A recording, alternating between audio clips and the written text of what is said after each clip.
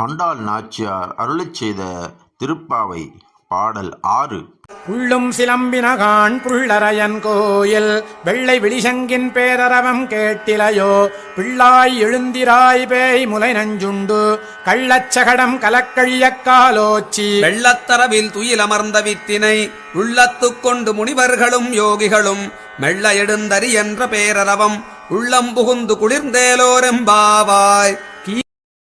அன்பு தோழியே, நீ உடனே எழுந்திரு. பறவைகள் அதிகாலையில் எழுந்து கீச்சிடும் இனிய ஒலி இன்னும் கேட்கவில்லையா? கருடனை வாகனமாக கொண்ட எம்பிரானின் கோவிலில் வெள்ளை நிற சங்குகள் எழுப்பும் முழக்கம் காதில் விழவில்லையா?